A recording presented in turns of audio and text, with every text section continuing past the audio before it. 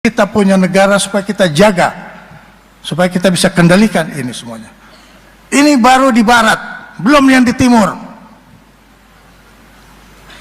Sekian banyak tambang kita, sawit kita, itu dikelola secara ilegal. Para mahasiswa harus ingat bahwa hutan lindung di Indonesia itu harus dijaga. Sebab Tuhan sudah memperingatkan kita dengan kejadian di Aceh, Sumatera Barat, dan Sumatera Utara, bahwa kita tidak menjaga hutan lindung. Apa yang terjadi? Terjadilah longsor, banjir, dan memakan 961 jiwa bangsa Indonesia. Ini adalah siapa? Kesalahan kita. Kita tidak jaga sistem kita. Itulah gunanya defense, supporting ekonomi itu sangat penting. Kalau negara kaya, dia harus punya tentara yang kuat.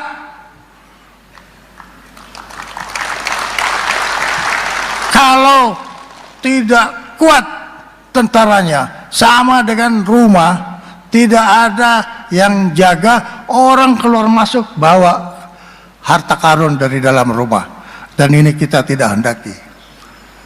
Oleh karena itu, tugas kita sekarang di bidang pertahanan adalah menjaga ekonomi kita ini, sustainability-nya kita jaga. Kita mesti ingat bahwa tanpa kekayaan alam, rakyat tidak bisa menikmati kemerdekaan. Ini tantangan untuk para mahasiswa. Tantangan untuk para mahasiswa. Sekarang Anda berhadapan dengan buku, tapi nanti Anda pasti berhadapan dengan kenyataan. Dan kita di dalam aliran bernegara, sekarang ada kondisi realita. Ada 3 macam aliran bernegara. Yang pertama, aliran ideologi sudah kita lewati. Yang kedua, aliran ekonomi sekarang sedang pasang surut. Tapi yang paling penting adalah aliran yang ketiga, yang kita semua harus berusaha keras untuk menjaga, adalah aliran yang realistis. Aliran realistis itu adalah kita tahu apa yang terjadi, tapi kita harus tahu bagaimana kita mempertahankan supaya kedaulatan ekonomi kita, kedaulatan politik kita tetap bisa kita jaga. Ini sangat diperlukan. Itulah yang disebut aliran survival. Jadi teman-teman mahasiswa, aliran survival ini penting bagi kita semua, terutama mahasiswa sebagai penjuru masa depan bangsa Indonesia. Kita tidak boleh lagi membiarkan ada kejadian-kejadian seperti yang sekarang ini, terutama ekonomi kita mau diganggu. Ada lagi bagi yang fakultas ekonomi, coba pelajari, ada namanya under invoicing. Ini kejadian kelakuan para pengusaha-pengusaha kita yang tidak taat kepada peraturan-peraturan. Berapa yang dibayar pajak, tapi berapa yang dia laporkan. Kebohongan-kebohongan ini harus menjadi koreksi dari adik-adik mahasiswa sebagai penjuru masa depan.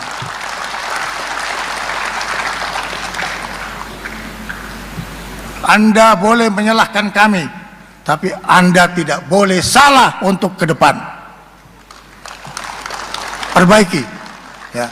Ini penting sebagai tantangan masa depan bagi bangsa Indonesia. Sedikit lagi mengenai sumber daya alam kita. Kita memiliki nikel yang sangat besar.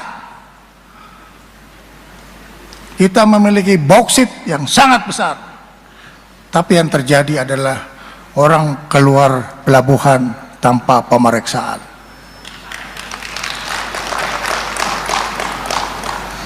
Orang keluar bandara tanpa diperiksa. Begitu kita melakukan tindakan-tindakan penertiban, kita lakukan pemeriksaan, orang-orang yang biasa lolos tanpa pemeriksaan masih merasa tidak ada pemeriksaan. Pada satu hari dia lewat dengan membawa ilegalnya itu ke Tanggor, ke Tanggor itu apa ya? Apa itu? Saya lupa, saya terlalu lama tinggal di Jakarta jadi saya susah itu. Kepegang sama petugas. Ternyata dia lupa bahwa hari ini sudah ada pemeriksaan. Jadi sebelumnya itu dia laksanakan aja, keluar masuk, bawa ilegal. Bayangkan adik-adik mahasiswa, begitulah kedaulatan ekonomi kita sekarang diancam orang. Tapi juga pakai bangsa sendiri. Inilah kalau kita mau di divide et impera itu. Jadi harus dari Universitas Hasanuddin yang keluar serang itu mereka, wako ya, serang itu korupsi, serang itu ilegal. Kalian itu adalah negarawan, hanya belum saatnya duduk di kursi negarawan. Tapi semangatmu harus kau pelihara, ya. Jadi kita menghadapi musuh dalam selimut yang tidak menginginkan negara kita bangkit ekonominya. Itu under invoicing selama 20 tahun. Ini sebagai informasi bapak-bapak dan ibu-ibu sekalian, kurang lebih 800 miliar US dollar kerugian negara. 20 tahun. Ngapain aja si Safri itu? Ya. Saya juga harus mengoreksi diri saya karena saya juga bagian daripada pengabdian negara, pengabdian kepada negara. Tapi ini saya mau ingatkan kepada adik-adik mahasiswa, bersihkan hatimu, ikhlaskan dirimu, bahwa korupsi ini membahayakan bangsa dan negara. Kita juga harus menertibkan birokrasi kita. Birokrasi kita itu bukan lambat-lambat asal kelakon, tapi lambat-lambat masuk jurang. Jadi kita harus perbaiki. Semua ini adalah tanggung jawab kita memperbaiki sistem, baik sistem ekonomi maupun sistem di dalam kemasyarakatan kita. Jadi tugas dari adik-adik mahasiswa bukan berarti diberi pekerjaan yang berat, tapi ini adalah tantangan untuk masa depan. Saya kembali kepada bagaimana kami membuat pertahanan. Ada implementasi dari pertahanan negara yang sekarang kita buat sejak tahun 2024 yang kita sebut Perisai Trisula Nusantara. Perisai Trisula Nusantara ini bukan untuk mengembalikan militerisme, bukan untuk mengembalikan difungsi. Difungsi itu sudah ditanam dalam-dalam, baik jasadnya sama arwahnya, nggak ada lagi. Saya ini adalah instrumen yang dulu mau dimanfaatkan dalam rangka difungsi, tapi hati kecil saya tidak ikhlas.